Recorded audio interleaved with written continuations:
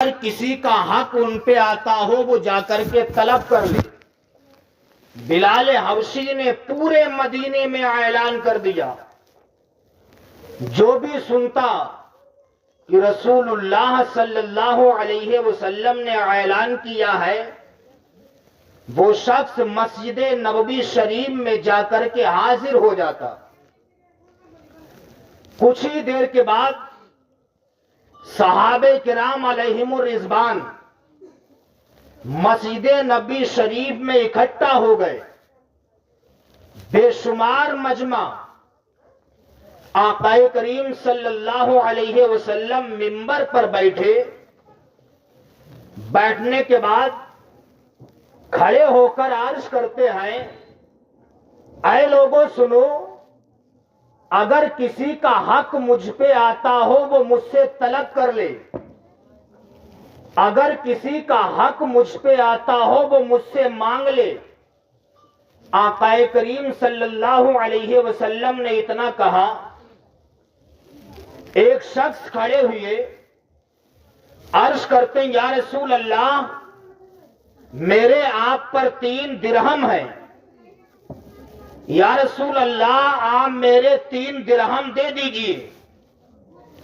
آقا کریم صلی اللہ علیہ وسلم نے ارشاد فرمایا، اے ام فضل، ان کو 3 درہم دے دو۔ ام فضل نے وہ 3 درہم دیے۔ پھر سرکار ارشاد فرماتے، سنو، اور بھی اگر کسی کا مجھ پہ حق آتا ہو وہ مجھ سے ابھی مانگ لے، مجھ پر کمزوری و نقاہت کا عالم ہے۔ اتنا سرکار نے کہا، ایک صحابی ہے جن کا نام حضرت عکاشہ ہے۔ حضرت عکاشہ کھڑے ہوئے، عرض کرتے ہیں، یا رسول اللہ، میرے آپ پر 3 یا رسول اللہ، آپ کا اعلان ہے اگر کسی کا مجھ پہ حق آتا ہو وہ مجھ سے مانگ لے۔ یا رسول اللہ، میں بھی اپنا حق مانگنا چاہتا ہوں۔ نبی نے ارشاد فرمایا، عکاشہ مانگو، کیا مانگنا چاہتے ہو؟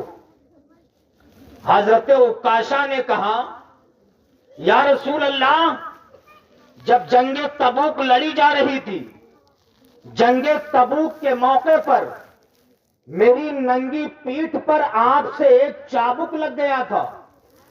میری ننگی پیٹھ پر آپ سے ایک کوڑا لگ گیا تھا۔ یا رسول اللہ، میں اسی کوڑے کا بدلہ لینا چاہتا ہوں۔ میں بھی آپ کے جسم پاک پر چابک مارنا چاہتا ہوں۔ میرے سرکار نے ارشاد فرمایا، عکاشہ، بے شک تم اپنا بدلہ لے لو۔ جنگ تبوک کے موقع پر میری پیٹھ پر تم سے جو چابک لگا تھا، آج بھی وہ کوڑا میری بیٹی فاطمہ کے گھر موجود ہے۔ آقا کریم نے ارشاد فرمایا، اے سلمان فارسی ادھر آؤ۔ سلمان فارسی قریب گئے۔ نبی نے ارشاد فرمایا، اے سلمان فارسی جاؤ، آج بھی وہ چابک، آج بھی وہ کوڑا میری بیٹی فاطمہ کے گھر موجود ہے، لے کے آؤ۔ حضرت سلمان فارسی نکلے، پیغمبر کی بیٹی خاتون جنت کے گھر پہنچے۔ پہنچنے کے بعد کہتے، فاطمہ، جنگ تبوک کے موقع کے بعد آقا کریم نے تمہیں کوئی چابک دیا تھا، تمہیں کوئی کوڑا دیا تھا؟ حضرت فاطمہ عرض کرتی، ہاں۔ سلمان فارسی نے کہا، وہ چابک مجھے دے دو۔ خاتون جنت فاطمہ الزہرا نے وہ چابک لیا، سلمان فارسی کے ہاتھ میں دیا۔ دینے کے بعد کہتی ہیں، اے سلمان، آقا کریم نے آج یہ چابک کیوں منگایا؟ حضرت سلمان فارسی نے کہا، اے بنت رسول، اے فاطمہ، آج تمہارے بابا جان نے اعلان کیا ہے، اگر کسی کا مجھ پہ حق آتا ہو مجھ سے طلب کر لے۔ عکاشہ نامی ایک شخص ہے جس کی پیٹھ پر جنگ تبوک کے موقع پر چابک لگ گیا تھا، آج عکاشہ چابک کا بدلہ لے گا، اسی لیے آپ کے بابا جان نے کوڑا منگوایا ہے۔ خاتون جنت کی آنکھیں اشکبار ہو گئی۔ سلمان فارسی وہ کوڑا لے کے چل دیے۔ حسنین کریمین قریب گئے. پیغمبر کی بیٹی خاتون جنت نے بلایا. بلانے کے بعد کہتی بیٹا حسن، بیٹا حسین، اپنے نانا جان کی پیٹھ پر ایک بھی چابک نہ لگنے دینا. ایک چابک کے بدلے میں 500 کوڑے اپنی پشت پر لگوا لینا. 500 کوڑے اپنی پشت پر لگوا لینا، لیکن اپنے نانا جان کی پشت مبارک پر چابک نہ لگنے دینا. حسنین کریمین سے اتنا کہا. سلمان فارسی چل دیے. ان کے پیچھے حسنین کریمین ہے. سلمان فارسی مسجد نبوی میں پہنچتے ہیں. سرکار کے دستے مبارک میں وہ چابک دیتے ہیں. میرے نبی نے ارشاد فرمایا اے عکاشہ میرے قریب آ جاؤ. عکاشہ قریب جاتے ہیں. نبی نے فرمایا عکاشہ یہ چابک ہے، آج تم اپنے چابک کا آج تم اپنے کوڑے کا بدلہ لے لو، میں حاضر ہوں. حضرت عکاشہ نے کوڑا لیا. لینے کے بعد سرکار کے قریب جاتے ہیں.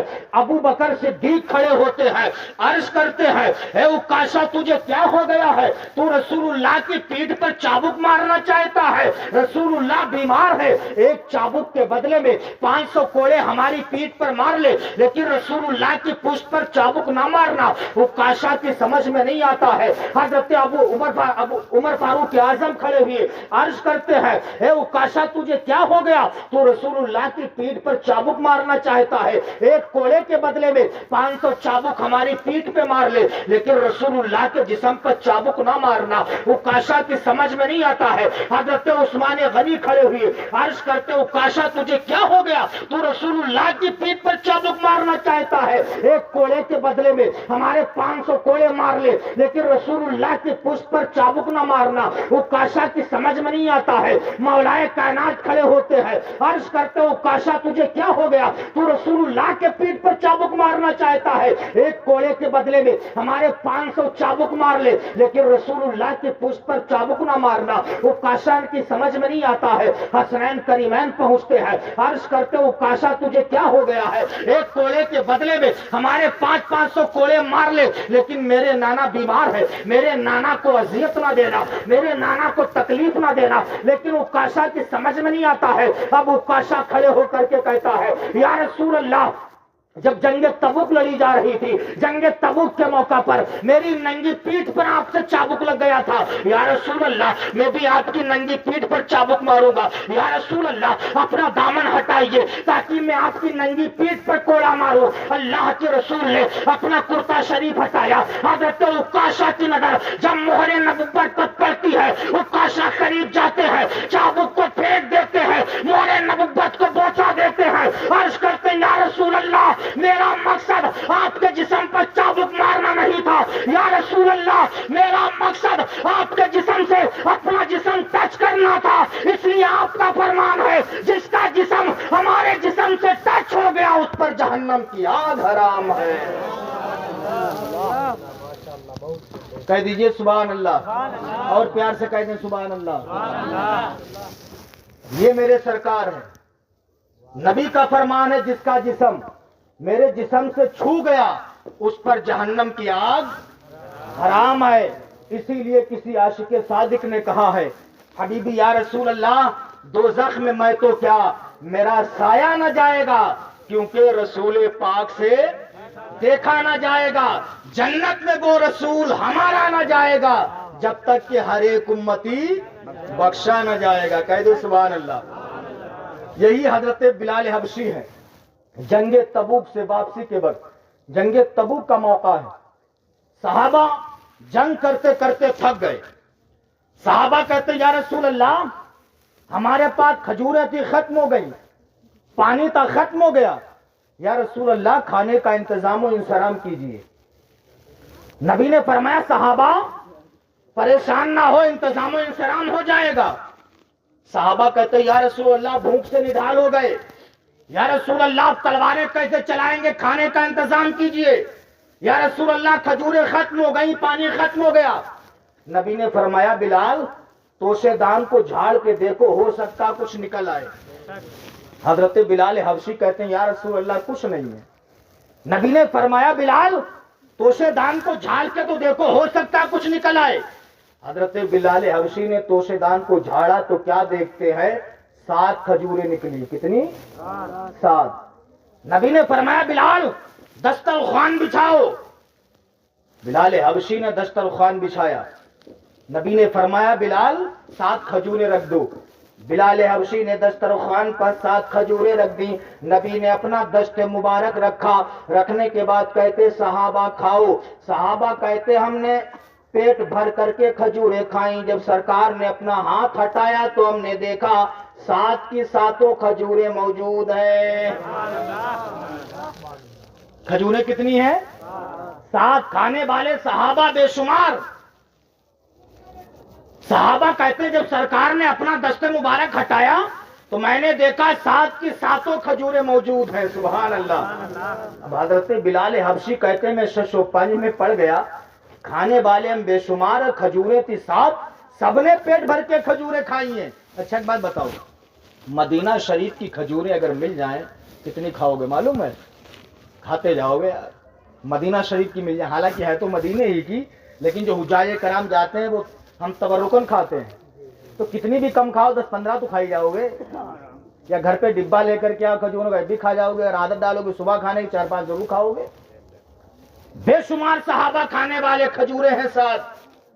بلال حبشی کہتے ہیں جب سرکار نے ہاتھ ہٹایا تو میں نے دیکھا 7 کی 7 کھجوریں موجود ہیں. بلال حبشی کہتے میں نے سوچا لاؤ میں گٹھلیوں کی گنتی لگا لوں کہ تنہا میں نے کتنی کھجوریں کھائی ہیں.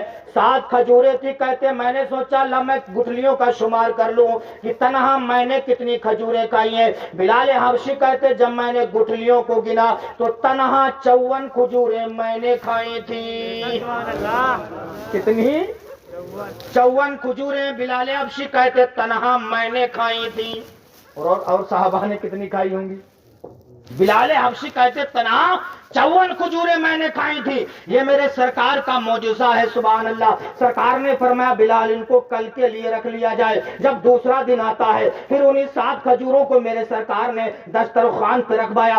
اپنا دست مبارک رکھا. رکھنے کے بعد پھر صحابہ کو کھلا دیا. کھلانے کے بعد نبی نے فرمایا اے میرے صحابہ ان کو رکھ لیا جائے. ان کھجوروں کو رکھ لیا جاتا ہے. جب میرے سرکار جنگ تبوک سے واپسی کرتے ہیں، جب مدینے کے قریب جاتے ہیں، میرے سرکار کے قریب چند بچے آتے ہیں. میرے سرکار نے وہی 7 کھجوریں ان چند بچوں کو دے دی تھی. اسی وقت میرے نبی نے فرمایا تھا اے میرے صحابہ سنو، یہ 7 کھجوریں ہیں، ہم نے تمہیں پیٹ بھر کے کھلا دیا ہے، اس میں کوئی تعجب کی بات نہیں ہے. اے میرے صحابہ سنو، اگر میں چاہوں تو ان 7 کھجوروں سے پورے مدینے کو پیٹ بھر کے کھلا سکتا ہوں، پورے مدینے کو پیٹ بھر کے کھلا سکتا ہوں. اسی لیے کہنے والے نے کہا ہے جب ان کے گدا بھر دیتے ہیں شاہان زمانہ کی جھولی، محتاج کا جب عالم ہے مختار کا عالم کیا ہوگا. اللہ اکبر. میلاد النبی زندہ باد. میلاد النبی زندہ باد. اللہ اکبر. شان ہے میرے سرکار کے حبیبی یا رسول اللہ. خالق کل نے آپ کو مالک کل بنا دیا. دونوں جہاں ہیں آپ کے قبض و اختیار میں. اچھا ایک بات بتاؤ، گھر پہ جب شادیاں ہوتی ہیں نا، بیٹی کی بیٹے کی ہو چاہے بیٹی کی، ہمارے آپ کے بس کی بات نہیں اتنا بڑا انتظام و انصرام کرنا ہے بس کی بات. میں نے تو دیکھا ہے جو کروڑوں میں کھیلتے ہیں انہیں بھی دوسروں سے پیسہ مانگنا پڑتا ہے، لیکن اس کا انتظام کرنے والا اللہ ہی ہے. یہ ہمیشہ یاد رکھنا.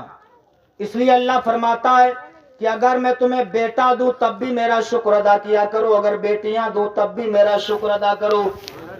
اس لیے بیٹے نعمت ہیں، لڑکیاں رحمت. اور اللہ فرماتا ہے جس گھر میں میں لڑکی پیدا کرتا ہوں اس کا خرچہ اپنے ذمہ کرم پر لے لیتا ہوں. ورنہ حالات تو اتنے بگڑ گئے، 4-4 5-5 لاکھ روپے نقد دیے جاتے ہیں. کہاں سے آتا؟ اللہ ہی تو انتظام کر رہا ہے. اللہ کی ذات پہ بھروسہ رکھو. نواب علی بھائی صاحب قبلہ کے شہزادے کی شادی ہے، کوشش انہوں نے کی ہے لیکن انتظام تو اللہ کرنے والا ہے. پورا سب ہو جائے گا. آپ سے لیے ان سے لیے بعد میں نپٹا ہی دیں گے.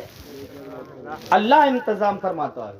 اللہ کی ذات پر سچا تم بھروسہ کر لو، اللہ کی ذات پر یقین کر لو. تم انشاءاللہ ہر موڑ پہ جب اللہ سے تم مدد مانگو گے اللہ تمہاری مدد فرمائے گا. پیار سے بول دو سبحان اللہ. لگ رہا تمہاری شادی بڑا تیز بول رہے ہو تم. ہاں بڑا تیز آواز لگ رہی ہے، بیوی آنے کے بعد میں اتنی تیز رکھی ہو. ہاں وہ تو کم تو آپ خوشی ہو جائے گی. پیار سے بولتے ہیں یا رسول اللہ. شادی شریعت کے مطابق کیا کرو. آج نواب علی بھائی صاحب قبلہ نے پنڈال کا انتظام کیا، آپ کو بلایا، آمنہ کے لال کے جشن کا انعقاد کیا، اللہ والوں کا ہے یہاں پر ذکر کروایا، نہ تو منقبت انہوں نے کروائی، ورنہ لوگ شادیوں کے موقع پر ڈی جے نوٹنکی دنیا بھر کی خرافاتیں کیا کرتے ہیں. شادیاں تو وہ بھی ہوتی ہیں لیکن سارا پیسہ ان کا ضائع جاتا ہے، سارا پیسہ ان کا برباد جاتا ہے. نواب علی صاحب قبلہ آپ بہت ہی مبارک بات کے لائق ہے. آپ نے اپنے بیٹے کی مبارک شادی کے موقع پر آمنہ کے لال کے جشن کا انعقاد کیا ہے، علماء کو بلایا ہے، اللہ والوں کے یہاں پہ ذکر کروایا ہے. میرا ایمان اور عقیدہ کہتا ہے آپ ہر موڑ پہ یہی کہتے ہوئے نظر آئیں گے، اے دنیا والوں سنو اور مولوی گنج والوں بخوبی تم سن لو، جو جان مانگو تو جان دیں گے، جو مال مانگو تو مال دیں گے، مگر نہ ہوگا یہ ہم سے ہرگز نبی کا جاہو جلال دیں گے. شادی کرو نبی کی شریعت کے مطابق، شادی کرو سنت مصطفیٰ کے مطابق، شادی کرو حضرت علی کی طرح. اور علی کی شادی کہہ لو سبحان اللہ. شادیاں تو ہمارے گھر پہ بھی ہوتی ہیں لیکن علی کی بھی شادی ہوئی تھی. آقا کریم صلی اللہ علیہ وسلم کی شہزادی حضرت خاتون جنت سے مسجد میں نکاح ہوا، چوارے بٹے، نہ نہ پوپو، نہ یہ نہ وہ، نہ ڈھول نہ ڈنگڑا، کچھ نہیں. کچھ ہوا تھا نہیں. اب تو اگر شادی ایسی کر لو تو بوڑھی لوگ کہتی ہیں شادی کہاں، میت ہے میت. بوڑھی عورتیں کہتی نا میت ہے، کچھ لگ ہی نہیں رہا. ہم تو رضوان بھائی اپنے یہاں سے شادی میں گئے تھے اس سائٹ میں بولن پور کے تھوڑا آگے، تو اپنے یہاں کا ایک شخص کہہ رہا تھا مولوی صاحب جب ڈھول بجتی ہے تو بالکل ایمان تازہ ہو جاتا ہے. ماشاءاللہ بتائیے جب اتنی خرافات تم کرو گے تمہارے دل میں وہی چیز تو بسے گی. آج یہاں پہ ذکر ہو رہا ہے کہ تمہیں مزہ نہیں آ رہا، اتنا تمہیں لطف آ رہا ہے، اتنا مزہ آ رہا ہے. اسلامی بھائیو جب تک یہاں بیٹھے رہو گے یہ جگہ جنت کی کیاریوں میں سے کیاری بنی رہے گی. جب تک تم یہاں سے اپنے گھر پہ جاؤ گے ہر قدم پہ اللہ تمہیں 10 نیکیاں عطا فرمائے گا. تم اپنے گھر سے آئے ہو ہر قدم پہ اللہ تمہیں 10 نیکیاں عطا کر رہا ہے. جب تک تم بیٹھے رہو گے فرشتے تمہارے نامہ اعمال میں نیکیاں ہی لکھتے رہیں گے. کل قیامت کے دن جب ہمارے نامہ اعمال میں نیکیاں نہیں ہوں گی تو جو ہم نے محفل میں بیٹھ کر کے سبحان اللہ کی ثنائیں لگائی ہے، الحمدللہ کی ثنائیں بلند کی ہے، ماشاء اللہ ہم نے کہا ہے، اللہ کا ذکر کیا ہے، یہی سبحان اللہ، یہی الحمدللہ، یہی ماشاء اللہ رب کی بارگاہ میں کھڑا ہو کر عرض کرے گا اے مولا میں جانتا ہوں یہ تیرا بندہ گنہگار ہے، یہ تیرا بندہ اسیاں شیار ہے، یہ تیرا بندہ خطا کار ہے، مولا یہ جہنم میں جانے کا حقدار ہے، لیکن پروردگار تیرے محبوب کی جشن منائی گئی تھی، تیرے محبوب کا جلسہ سجایا گیا تھا، یہی لوگ سبحان اللہ کہہ رہے تھے، تیری پاکی بیان کر رہے تھے، الحمدللہ کہہ رہے تھے، ماشاء اللہ کہہ رہے تھے. اے پروردگار اب ان بندوں کو تو جہنم میں نہیں بھیجنا بلکہ ان کو جنت میں اعلیٰ مقام عطا فرما دینا. تو اللہ گنہگاروں کو جنت عطا فرما دے گا. سبحان اللہ. علی کی شادی دیکھیے سبحان اللہ، علی کی شادی ہے سبحان اللہ. مصطفیٰ جان رحمت نے نکاح پڑھایا، علی کائنات دولہا بنے اور علی دولہا. سبحان اللہ. زمانہ مسکرا رہا تھا. شاہ مردان شیر یزداں قوت پروردگار، لا فتح الا علی، لا سیف الا ذوالفقار. حضرت علی کا قول آپ کو بتا دوں، حضرت علی فرماتے ہیں پہلوان وہ نہیں ہے جو میدان میں کسی کو پچھاڑ دے، پہلوان وہ ہے جو غصے کے وقت اپنے اوپر کنٹرول کر لیا کرے. ہمارے حالات ایسے ہیں کہ بھائی بھائی سے ناراض، پڑوسی پڑوسی سے ناراض، بیٹا ماں سے دور، ماں بیٹے سے بولنا نہیں چاہتی، باپ اپنے بیٹے کے پاس کھڑا ہونا پسند نہیں کرتا. آج اگر ہم کسی کو گالیاں دے دیں تو ہم سمجھتے ہیں کہ ہم نے بہت بڑا کام کر دیا. آج اگر کسی کو مار بیٹھے ہم سمجھتے ہیں میں نے بہت بڑا کام کر دیا. علی کائنات فرماتے ہیں کسی کو مارنے والا پہلوان نہیں ہے، کسی کو گالیاں دینے والا پہلوان نہیں ہے. کسی کو ستانے والا پہلوان نہیں ہے. حضرت علی فرماتے ہیں حقیقت میں پہلوان وہ ہے جو غصے کے وقت اپنے اوپر کنٹرول کر لیا کرے. جب غصہ آئے، کتابوں میں لکھا اگر غصہ آ جائے کھڑے ہو تو بیٹھ جاؤ. اگر تمہیں اعوذ باللہ پڑھنا آتا تو اعوذ باللہ پڑھ لیا کرو، غصہ ختم ہو جائے گا. اور زیادہ اگر غصہ آ جائے تو پانی پی لیا کرو، اللہ تمہارے غصے کو دور فرما دے گا. یہی حضرت علی رضی اللہ تعالیٰ عنہ پیغمبر کی بیٹی خاتون جنت سے آپ کا نکاح ہوا. نواب بھائی توجہ ہے، مسکرا کے کہہ دیں سبحان اللہ. تھوڑے ضرور ہو لیکن پہنچے ہو. تھوڑی دیر اور ذکر سن لیجئے، کہہ دو سبحان اللہ. علی سبحان اللہ، علی کی شان دیکھیے، حضرت علی کا مقام دیکھیے. ہمارے گھر جب شادیاں ہوتی، شادیوں کے انداز ہمارے نرالے ہیں، لیکن اسلامی بھائیوں بہت پہلے ایک شاعر نے کہا تھا اور بہت سی کتابوں میں نے پڑھا ہے، اگر تم رشتہ کرو گے سنت رسول اللہ کے مطابق، اگر کسی کی بیٹی تم لے کر کے آئے ہو، اگر تم نے جہیز کا ڈیمانڈ کیا ہے، اسلامی بھائیوں کسی سے جہیز کی ڈیمانڈ نہ کیا کرو. کسی سے یہ نہ کہا کرو کہ ہمیں تم سے 4 ویلر چاہیے، کسی سے یہ نہ کہا کرو ہمیں تم سے بلٹ چاہیے، کسی سے یہ نہ کہا کرو ہمیں تم سے ہیرو ہانڈا چاہیے. ان چیزوں کی ڈیمانڈ نہ کیا کرو. آج ہم یہ دیکھتے ہیں کہ لڑکی کے گھر والے مالدار ہے یا نہیں، ان کو اللہ نے عیش و عشرت کے ساتھ نوازا سب کچھ یا نہیں نوازا ہے، ان کی عیش و عشرت کو نہ دیکھا کرو. نبی فرماتے ہیں لڑکا لڑکی میں حسن نہ دیکھا کرو. نبی فرماتے ہیں یہ دیکھ لو لڑکی میں دین ہے یا نہیں. کیا دیکھ کے شادی کیا کرو؟ دین.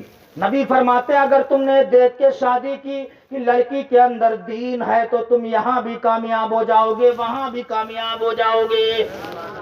اور ایک بات بتاؤ، غریب کی بیٹی گھر پہ لانے کے فائدے بتاؤں آپ کو سبحان اللہ. امیر کی بیٹی لاؤ گے، وہ آتے آتے کہے گی سنو یہ چولہے پہ روٹی بنے گی، چولہے سے تو بنا نہیں پاؤں گی میں. ابا نے بڑے عیش و عشرت کے ساتھ مجھے رکھا ہے، کبھی ڈانٹا تک نہیں مجھے. مجھ سے پانی اگر مانگا میں نے پانی بھی نہیں لا کے دیا، ابا نے ڈانٹا نہیں.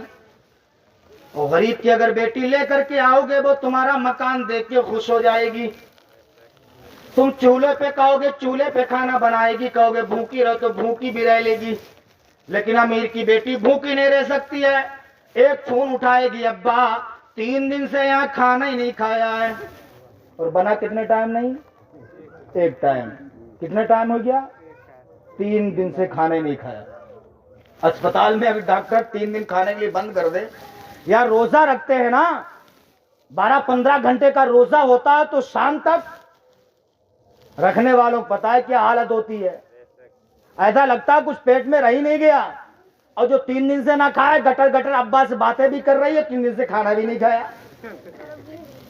تو بیٹی امیروں کی اگر لانا ہے تو یہ دیکھ کے لانا اس کے اندر دین ہے یا نہیں. بیٹی اگر امیر کی لانا تو یہ دیکھ لینا اس کے اندر قرآن کی تعلیم ہے یا نہیں، حدیث مصطفیٰ اس کے اندر پایا جاتا ہے یا نہیں پایا جاتا ہے. اللہ کی عزت و جلال کی قسم میرے اسلامی بھائی، جو اگر رشتہ کرنا ہے تو غریب کی بیٹی اپنے گھر پہ لایا کرو. وہ لڑکیاں اپنے گھر پہ لاؤ جن لڑکیوں کے اندر دین ہوا کرے.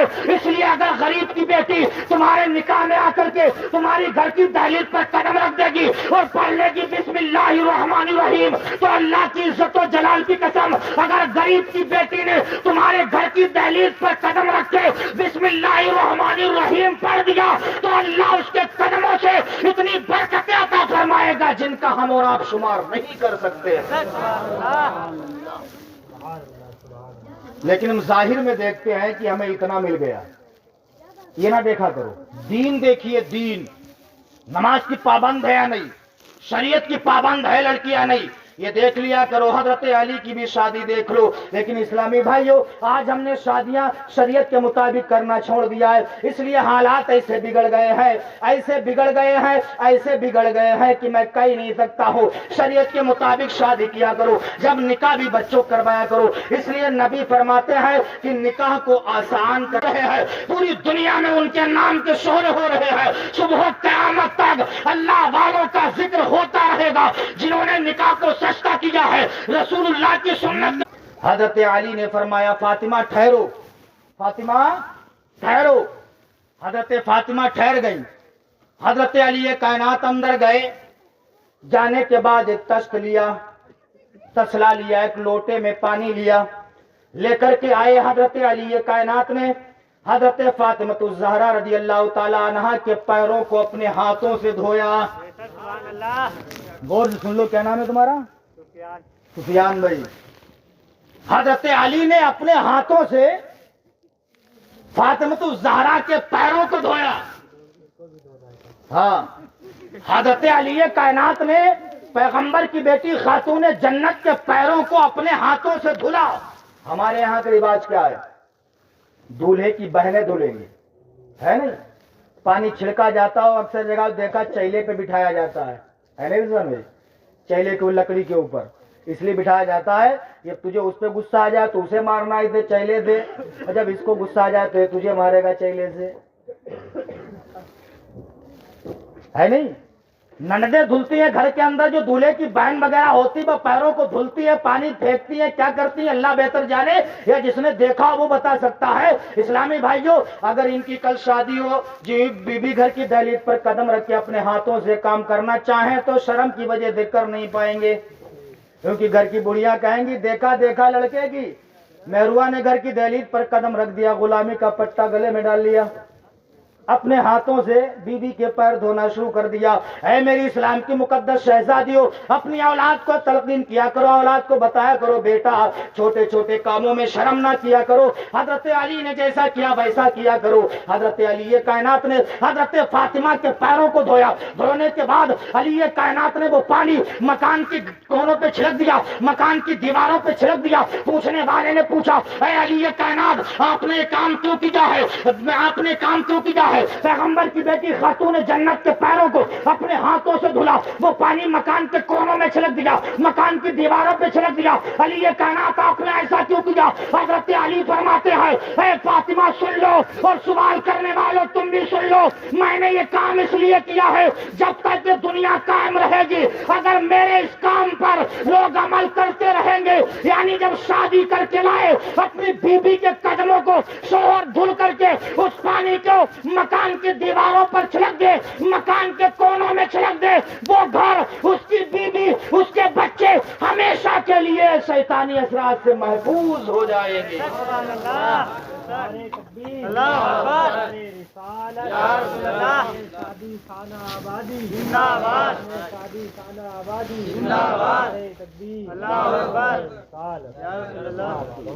तो शादी करो शरीयत के मुताबिक, अपने माँ बाप का भी ख्याल रखना कि शादी करना तो बहुत आसान है, लेकिन हुकूक वालिदैन अदा करना बहुत ही मुश्किल है। हुकूक ज़ौजा तो अदा कर सकते हो, लेकिन वालिदैन के हुकूक को अदा करना बहुत ही मुश्किल है। किताबों में लिखा है कि औरत पर सबसे ज्यादा हक उसके शोहर का है, और शोहर पर सबसे ज्यादा हक उसके माँ बाप का है। किसका है? शोहर पे सबसे ज्यादा हक उसके माँ बाप का है, बीवी पे सबसे ज्यादा हक उसके शोहर का है, बीवी पर सबसे ज्यादा हक उसके शोहर का है, और उसके शोहर पर सबसे ज्यादा हक माँ बाप का है। उल्टा ना समझिए, माँ बाप को छोड़ दियो, बीवी सारे हक अदा करते रहिए। मैं नहीं कहता हूं औरत से मोहब्बत ना करना, प्यार ना करना, बेशक मोहब्बत करो, प्यार करो, इसलिए अपना घर छोड़ना आसान नहीं होता है। औरत ने अपने घर को छोड़ा तुम्हारे लिए, माँ को छोड़ा तुम्हारे लिए, अपने बाप को छोड़ा तुम्हारे लिए, अपने भाइयों को छोड़ा तुम्हारे लिए, अपनी बहनों को छोड़ा तुम्हारे लिए। औरत से मोहब्बत करते रहना, लेकिन औरत की मोहब्बत के साथ साथ अपने माँ बाप को फरामोश ना करना। इसलिए तुम्हारा बाप जन्नत का दरवाजा है, और तुम्हारी माँ के कदमों के नीचे जन्नत है। लेकिन अब हालात बहुत बिगड़ गए हैं अमीन अली भाई, हालात तो बहुत बिगड़ गए ना। मोबाइल में देख, अब तो खाना भी मोबाइल में देख के बनाया जा रहा है हजरत, खाना भी मोबाइल में देख के बन गया। एक लड़की थी इंग्लिश मीडियम, कौन? इंग्लिश मीडियम, इंग्लिश पढ़ते पढ़ते घर वालों ने उसे इतना पढ़ा दिया, इतना पढ़ा दिया, घर में जो भी खाना बनाती थी किताब में देख के बनाती थी। जो भी खाना, अचार बनाना किताब में देख के बनाया, गोश्त बनाना अचार में किताब में देख के बना लिया, कोई भी सब्जी अगर बनाना है तो किताब में देख के बना ली।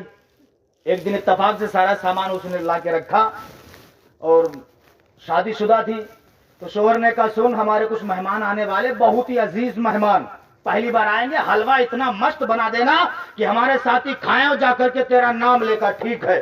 وہاں لا کر کے ربا بھی رکھ لیا, چینی بھی لا کر کے رکھ لی, اور جو بھی اس میں ضرورت تھی منقہ بادام چھوارے سب لا کے رکھ لیے. وہیں پہ نمک بھی تھا, مرچ بھی تھا, ہلدی بھی رکھی تھی. اس نے کتاب کو کھولا, کھول کے رکھا تو اس نے پہلا پیج دیکھا تو اس نے دیکھا کہ اب اس میں ربا ڈالا جائے. ربا ڈالا, منقہ چھوارے ڈالے, ضرورت کے مطابق وہاں سے اٹھی دوسری جگہ پہ چلی گئی جب تک کتاب کا ورق پلٹ گیا. کیا ہوا؟ پلٹ گیا.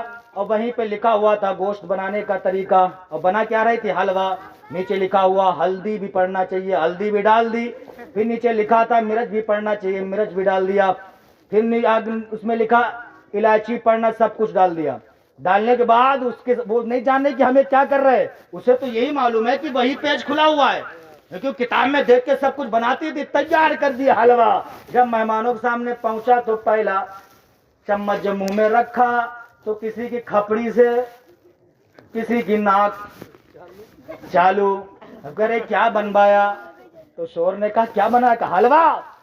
کہا حلوہ بنایا؟ کہا اس میں مرچ بھی ہے, ہلدی بھی ہے, کالی مرچ بھی ہے, سب کچھ اس میں پڑا ہوا ہے, کیا بنایا؟ جب جا کے دیکھا تو اس نے برق پلٹا ہوا پایا. کہا میری غلطی نہیں ہے, کتاب کی غلطی ہے. تو اپنی بیٹیوں کو اتنا آپ جیسے اپنی بھاشا میں آپ کہہ لیجئے اتنا قابل کر دو کہ بیٹیاں کھانا خود بنا لیں. ہر میدان میں تمہاری بیٹیاں کامیاب ہونا چاہیے. ایسا نہ ہو شادی کے بعد انہیں پوچھنا پڑے کہ ہم یہ سامان, ہمیں یہ چیز بنانا ہے تو کیسے بنائے, یہ کام کرنا تو کیسے کرے. یہ ماؤں کی ذمہ داری ہوتی ہے. مائیں اپنے گھروں پر اپنی بیٹیوں کی تربیت کرے شریعت کے مطابق, مائیں اپنے گھروں پر بیٹیوں کی پرورش کرے شریعت کے مطابق. انشاءاللہ وہ بیٹیاں جب کھانا بنانے سے پہلے بسم اللہ پڑھیں گی, مصطفیٰ جان رحمت پر درود پڑھیں گی, تو انشاءاللہ ان کھانوں میں برکتیں بھی بہت آئیں گی. وہ کھانا جب کھایا جائے گا تو اللہ ان کھانوں میں برکتیں بھی عطا فرماتا رہے گا. سبحان اللہ. تو اس لیے خود اپنی بچوں کو ٹیلنٹ کیا کرو. بیٹا خدا دے دین کا سپاہی بنا دو, بیٹیاں دے انہیں کنیز فاطمہ بنا دو, کہہ دو سبحان اللہ. ورنہ حالات دن بہ دن بگڑتے چلے جا رہے. یہ دوری ہے اسلام سے, شریعت سے دوری ہے. شادی سے پہلے یہی بیٹا اپنے باپ کو کہتا ابو السلام علیکم. شادی سے پہلا یہی بیٹا اپنی ماں کو کہتا السلام علیکم میری ماں. اگر ماں بیمار ہوتی بچہ قریب جا کے کھڑا ہوتا ہے, باپ بیمار ہوتا بچہ اپنے باپ کے قریب جا کے کہتا ہے ابا کیا تمہیں کوئی بیماری ہے دوا لا کر کے دے, اگر کوئی پریشانی ہے تو بتائیے, ابھی ڈاکٹر کو یہیں پہ بلایا جائے. یہی بیٹا شادی سے پہلے اپنے باپ سے ہر کوئی پوچھتا رہتا ہے. یہی بیٹا شادی سے پہلے اپنی ماں کو سلام کر لیتا ہے, اپنے باپ سے حالات پوچھتا رہتا ہے. لیکن شادی کے بعد یہی بیٹا کیا ہے, آج جو ہم نے شریعت سے دور کر دیا اپنے بچوں کو, شریعت سے دور کر دیا اپنی بیٹیوں سے.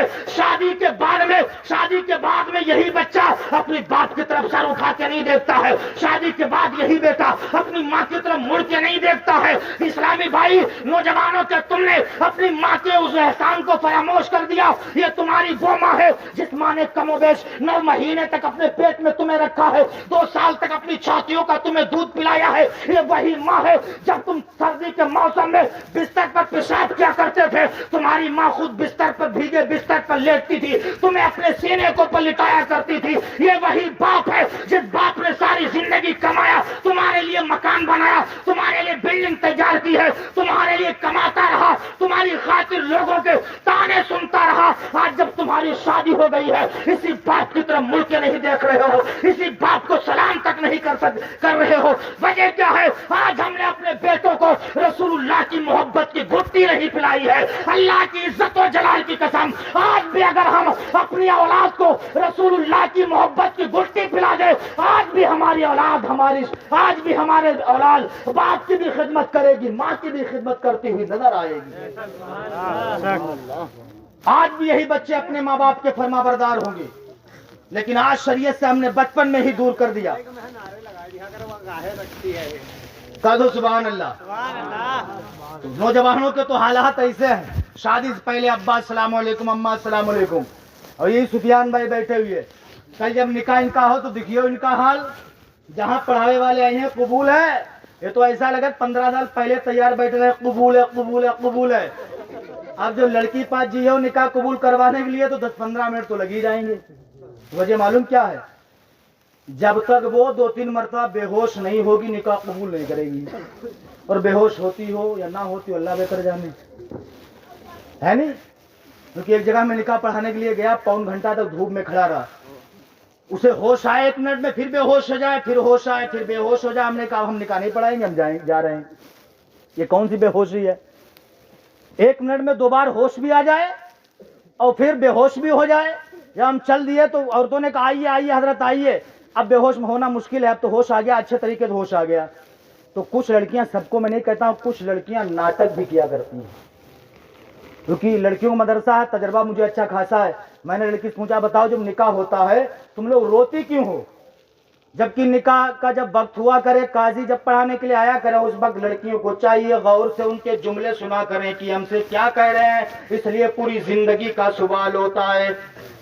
उस वक्त लड़कियों के जहन और दिमाग में ये होना चाहिए, ऐ परवरदिगार मैं जिसे अपनी जिंदगी में शामिल करने के लिए जा रही हूँ, जिसे मैं कबूल करने के लिए जा रही हूँ, मौला अगर इसका मिजाज भी खतरनाक है, मौला मैं इतनी दुआ करती हूँ मेरे शोहर के दिल में मेरी मोहब्बत डाल देना है, कभी मुझे सताए ना, मुझे गालियां ना दे, इंशाअल्लाह उस वक्त तुम्हारी दुआ कबूल हो जाएगी।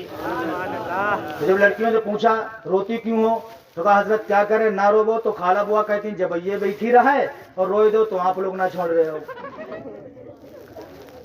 इधर फंसे उधर फंसे तो करे तो अब क्या करे?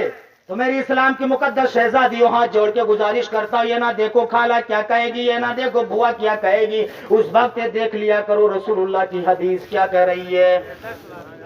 देख लो रसूलुल्लाह की हदीस क्या कह रही है। उस वक्त गौर से निकाह सुनना चाहिए, गौर से निकाह कबूल करना चाहिए, कलमे तैयबा पढ़ लेना चाहिए, कलमे तैयबा पढ़ लेना चाहिए, सिद्क दिल से अपने गुनाहों से तौबा कर लेना चाहिए, क्योंकि पूरी जिंदगी का सवाल होता है। तो ऐसा ना हो सुफियान भाई, निकाह कबूल करो, जबान पे हो कबूल किया कबूल किया कबूल किया, दिल में हो अब्बा अम्मा को दूर किया दूर किया दूर किया, ऐसा ना हो। ये माँ है, ये बाप है, सारी जिंदगी जिसने आपके लिए कमाया है। क्योंकि अल्लाह के रसूल फरमाते बड़ा नसीबे वाले होते हैं वो, बड़ा मुकद्दर वाले होते हैं कि जिनको माँ बाप की दुआएं मिलती हैं, बड़े वो मुकद्दर वाले होते हैं। तो माँ बाप की हमेशा कद्र करना, माँ बाप से इज्जत के साथ पेश आया करना, माँ बाप की खिदमत करते रहा करना। इसलिए अगर माँ ने तुम्हारे हक में दुआ कर दी तो इंशाअल्लाह वो दुआ जरूर कबूल हो जाएगी। और अच्छा 10-15 मिनट सुनोगे? थके तो नहीं हो? अरे कह दो सुभान अल्लाह।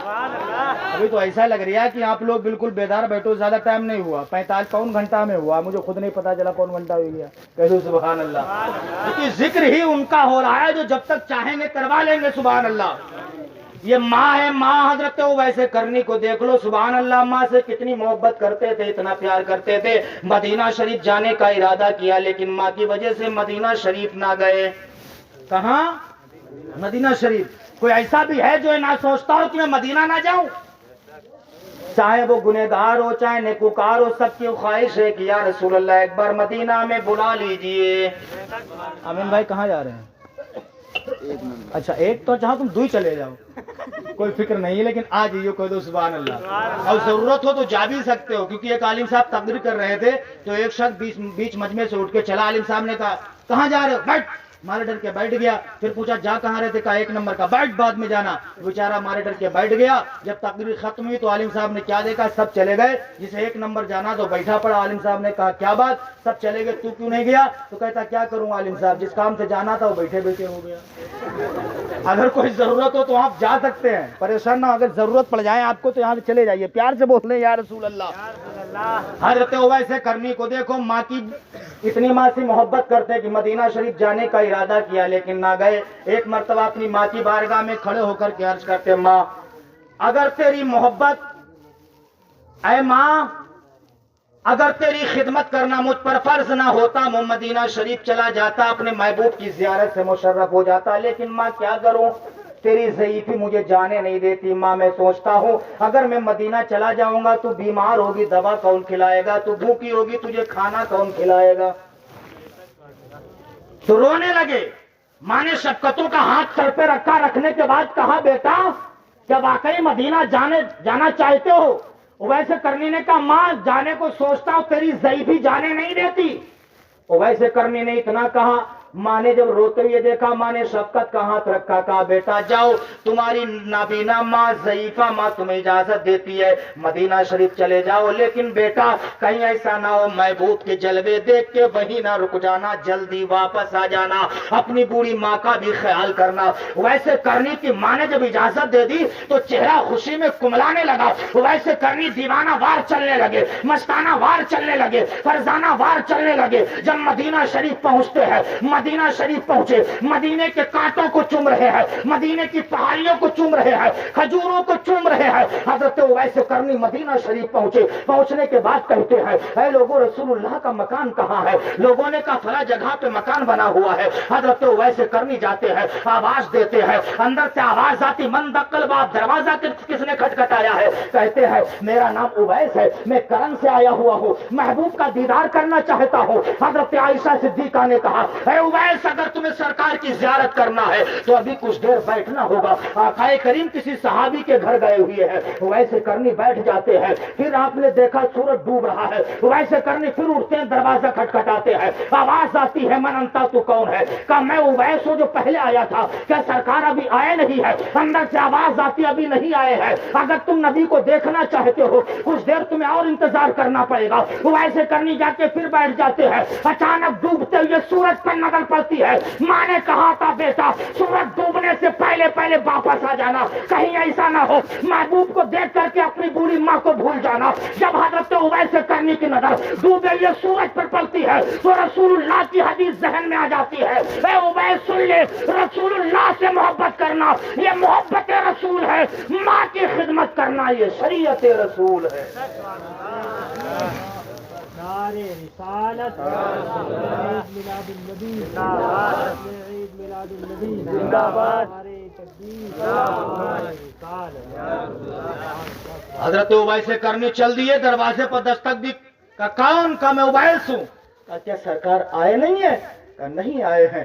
اویس کرنی کی آنکھیں اشکبار ہو گئی۔ اویس کرنی نے کہا میں جا رہا ہوں، جب سرکار آئے تو ان سے کہہ دینا کرن کی سرزمین سے آپ کا دیوانہ آیا ہوا تھا، آئے کیا ان کا مقدر رہا کہ زیارت نہ کر سکا۔ اویس کرنی جب مدینہ شریف سے چلے ہیں، اللہ نے جبریل امین کو حکم دیا اے جبریل زمین کی تنابیں کھینچ لو، اویس کرنی ماں کے قریب پہنچ جائے۔ اویس کرنی مدینہ شریف سے جب چلے ہیں، آپ کی آنکھیں اشکبار ہے، آنکھوں سے آنسو نکل رہے ہیں۔ اویس کرنی چل رہے ہیں اور اللہ کی بارگاہ میں عرض کر رہے ہیں اے پروردگار عالم، زندگی میں پہلی بار ماں نے اجازت دی ہے، پھر مدینہ پہنچا لیکن محبوب کی زیارت نہ کر سکا، روتے ہوئے آئے ہیں۔ جب کرن کی سرزمین پر پہنچتے ہیں، اویس کرنی اپنی ضعیفہ ماں کے پاس گئے، جب ماں کو دیکھا اویس کرنی دھارے بار مار کے رونے لگتے ہیں۔ جب ماں نے اویس کرنی کو روتے ہوئے دیکھا، ماں قریب آتی ہے، آنے کے بعد شفقت کا ہاتھ ماں نے سر پہ رکھا، رکھنے کے بعد ماں نے کہا بیٹا کیا محبوب کی زیارت کر کے آئے ہو؟ کیا محبوب کے جلووں کو تم نے دیکھ لیا ہے؟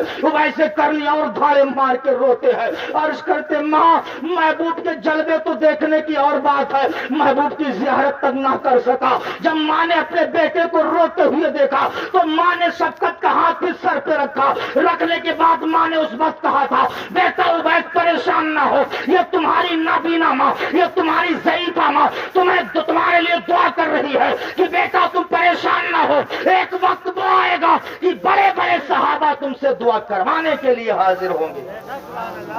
اب ماں کی دعا دیکھنا، کہہ دو سبحان اللہ، 2-4 منٹ ماں کی دعا دیکھنا۔ اب جب سرکار کے وصال فرمانے کا وقت ہوا، ادھر ماں نے دعا کی بیٹا پریشان نہ ہو، اگر تم نے نبی کو دیکھا نہیں ہے ایک دن وہ آئے گا کہ بڑے بڑے صحابہ تم سے دعا کروانے آئیں گے۔ سرکار کے وصال کا وقت قریب ہوا، سرکار نے حضرت عمر فاروق اعظم کو بلایا، حضرت علی کو بلایا، بلانے کے بعد اللہ کے رسول نے اپنا جبہ شریف دیا، دینے کے بعد کہا اے امیر المومنین عمر بن خطاب، بھائی جان السلام علیکم، توجہ ہے، ہے کہو سبحان اللہ۔ سبحان اللہ۔ حضرت اویس کرنی کے لیے سرکار نے جبہ حضرت عمر بن خطاب کے ہاتھ میں دیا، دینے کے بعد فرمایا عمر کرن کی سرزمین پر میرا ایک دیوانہ رہتا ہے، یقال لہ اویس، اس کو لوگ اویس کے نام سے جانتے ہیں، وہ کرن میں رہتا ہے، وہ میرا دیوانہ ہے، جب تم اس کے پاس جانا اسے میرا جبہ پیش کرنا، اسے میرا سلام عرض کرنا اور اس سے کہنا کہ وہ میری گنہگار امت کے لیے مغفرت کی دعا فرما دے۔ رسول اللہ کہہ رہے ہیں صلی اللہ علیہ وسلم کہ اسے میرا جبہ دینا، اس سے کہنا کہ گنہگار امت کے لیے مغفرت کی دعا کر دے۔ کتابوں میں لکھا ہے حضرت عمر بن خطاب، حضرت علی کائنات 10 سال تک حضرت اویس کرنی کو تلاش کرتے رہے۔ کتنے سال؟ 10 سال۔ اچھا ایک بات بتاؤ، ہمارا باپ یا ہماری ماں کہہ دے بیٹا بیٹیا ہماری فلاں جگہ پہ ہے، 2 سال کے بعد جواب ہے 5000 روپیہ لے، میری بیٹی جب آ جائے دے دیو، تو لڑکا پہلے کھائے گی ہے 2 مہینہ بیٹیا پتہ نہ چلی ہے، دوسرے بھیا پتہ نہ چلی ہے، 5000 8 دن میں غائب۔ تو کہے اب تو اپنا کام ہو ہی گیا، ماں تو مر گئی، اب تو اپنا کام ہو ہی گیا، خود خرچ کر لے گا۔ 10 سال تک حضرت علی، حضرت عمر بن خطاب 10 سال تک ڈھونڈتے رہے۔ کتنے سال؟ 10 سال تک تلاش کرتے رہے۔ 10 سال کے بعد حضرت عمر بن خطاب، حضرت علی کائنات جب کرن کی سرزمین پر پہنچتے، لوگوں سے پوچھ گچھ کرتے ہیں کیا اویس نام کا کوئی شخص یہاں رہتا ہے؟ تو لوگوں نے کہا یہ تو نہیں جانتا ہوں، البتہ ایک دیوانہ رہتا ہے جو اپنی ماں کی ہمہ وقت خدمت کیا کرتا ہے۔ تو وہ کہاں پوچھا وہ اس وقت کہاں ملیں گے؟ تو لوگوں نے کہا وہ جنگل کے قریب اونٹ چرا رہے ہیں، جنگل کے قریب اونٹ چرا رہے۔ حضرت علی کائنات، حضرت عمر بن خطاب جنگل کے قریب گئے تو کیا دیکھتے؟ واقعی ایک دیوانہ، واقعی ایک مستانہ، واقعی ایک فرزانہ اونٹوں کو چرا رہا ہے۔ حضرت عمر بن خطاب قریب گئے، جانے کے بعد کہتے ما اسمکا، تمہارا نام کیا ہے؟ تو حضرت اویس کرنی نے کہا اسمی عبداللہ، میرا نام اللہ کا بندہ ہے۔ کہا سچ بتاؤ تمہارا نام کیا ہے؟ پھر اویس کرنی نے کہا عبداللہ، لوگ مجھے اللہ کا بندہ کہتے ہیں۔ عمر بن خطاب کو شک ہو گیا کہ یہی اویس کرنی ہے۔ عمر بن خطاب نے کہا اللہ کا بندہ میں بھی ہوں، اللہ کا بندہ تم بھی ہو، لیکن تم جس سے محبت کرتے ہو اسی نبی کا واسطہ ہے، سچ بتانا تمہارا نام کیا ہے؟ کیا تمہارا نام اویس ہے؟ تو حضرت اویس کرنی کہتے تم نے جس نام کا مجھے واسطہ دے دیا میں نہیں کہہ سکتا ہوں، بے شک لوگ مجھے ہی اویس کے نام سے جانتے ہیں، میرا ہی نام اویس ہے۔ تو اس وقت میرے سرکار نے فرمایا تھا اے عمر بن خطاب جب تم ان سے ملنا، ان کے داہنے ہاتھ میں ایک سفید چھوٹا سا داغ ہوگا، سرکار نے نشاندہی فرمائی تھی، کہا تھا اس سے پہچان لینا۔ اچانک حضرت عمر بن خطاب کی نظر پڑتی ہے، کہتے تمہارا ہی نام اویس کرنی ہے؟ کہتے ہاں میرا ہی نام اویس کرنی ہے۔ حضرت عمر بن خطاب نے وہ سرکار کا جبہ شریف لیا، لینے کے بعد حضرت اویس کرنی کے ہاتھ میں دیا اور فرمایا اویس نبی نے اپنا جبہ دیا تھا۔ حضرت اویس کرنی نے جب رسول اللہ کا جبہ لیا، دیکھا، دیکھنے کے بعد اسے بسم اللہ پڑھ کے ہاتھ لگاتے ہیں، اپنے سر پہ لگاتے ہیں، اپنی آنکھوں سے مس کرتے ہیں۔ مس کرنے کے بعد عمر بن خطاب نے کہا تھا اے اویس کرنی، اللہ کے رسول نے کہا تھا کہ اللہ کے رسول نے کہا تھا کہ جب تم اویس کرنی سے ملاقات کرنا اسے میرا سلام کہنا اور اس سے کہنا کہ وہ میرے گنہگار امت کے لیے مغفرت کی دعا کر دے۔ جب حضرت عمر بن خطاب نے اویس کرنی سے اتنا کہا تھا تو اسی وقت اویس کرنی جھوم کے کہتے تھے اے میری ضعیفہ ماں، اے میری نابینا ماں، تو نے مجھے دعا اس وقت دی تھی، میں نے تیرے طلبے وہ دل چومے تھے، ماں جلوے تیرے آج دیکھ رہا ہوں۔ ماں نے تو نے سچ کہا تھا بیٹا پریشان نہ ہونا، ایک دن وہ آئے گا کہ بڑے بڑے صحابہ تجھ سے دعا کروانے کے لیے آئے گے۔ اللہ اکبر، عید میلاد النبی زندہ باد، امت والدین زندہ باد، امت والدین زندہ باد، نعرہ تکبیر، اللہ اکبر۔ اویس کرنی کہتے ماں میں نے جلوے دیکھ لیے ہیں۔ اب حضرت اویس کرنی نے پیشانی کو زمین پہ رکھا، رکھنے کے بعد رب کی بارگاہ میں عرض کرتے ہیں اے پروردگار رسول اللہ کی گنہگار امت کی مغفرت فرما دے، اے پروردگار رسول اللہ کی گنہگار امت کی مغفرت فرما دے۔ اویس کرنی دعا کر رہے ہیں، رب نے ارشاد فرمایا اویس اپنی پیشانی کو سجدے سے اٹھا لیجئے، جاؤ میں نے رسول اللہ کی آدھی امت کو تمہاری دعا کے وسیلے سے بخش دیا ہے اور آدھی گنہگار امت کو غوث اعظم کی دعا کے وسیلے سے بخشوں گا۔ تو اس لیے اسلامی بھائیوں اپنے ماں باپ کی خدمت کرتے رہنا۔ ماں باپ جن کو ماں باپ کا بڑھاپا مل جائے بڑے مقدر والے وہ بیٹے ہوتے ہیں۔ بڑے نصیبے والے وہ بچے ہوتے ہیں. تو ماں باپ کو کبھی ستایا نہ کرنا، ماں باپ کو جھڑکنا مت. اس لیے نبی فرماتے ہیں جس طریقے سے میری دعا امت کے حق میں اللہ قبول فرما لیتا ہے، اسی طریقے سے ماں باپ کی دعا اللہ اولاد کے حق میں قبول فرما لیتا ہے. اسی لیے کہنے والے نے کہا جب ہم ماں کی دعا لے کر گھر سے نکلتے ہیں محسوس یہ ہوتا ہے کہ جنت میں ٹہلتے ہیں. اور کسی کہنے والے نے کہا ہے کہ مہک رہا ہوں میں ماں کی دعاؤں کے صدقے، مہک میری دعا ہے کہ جنت میں میری ماں مہکے، زمیں زماں ہی نہیں ساتوں آسماں مہکے. وہ لا مکاں پہ گئے جب تو لا مکاں مہکے، نبی کے لاڈلے حسنین ان کا کیا کہنا، وہ ایسے پھول ہیں جو کانٹوں کے درمیان مہکے. رہا چمن تو پھول کھلیں گے، رہے گی زندگی تو انشاءاللہ پھر ملیں گے. خوب کی سیرے چمن پھول چنی شاد رہے، باغ با جاتا ہوں گلشن ترا آباد رہے. استغفر اللہ ربی من کل ذنب واتوب الیہ. سارے لوگ مل کر کلمہ شریف پڑھ لیجئے، لا الہ الا اللہ محمد الرسول اللہ. السلام علیکم ورحمۃ اللہ.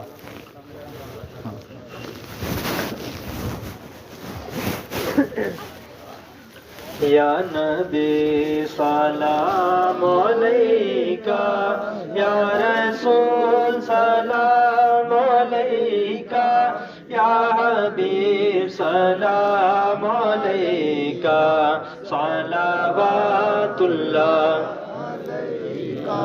آپ کا تشریف لانا وقت بھی کتنا سہانا، جگمگا اٹھا زمان.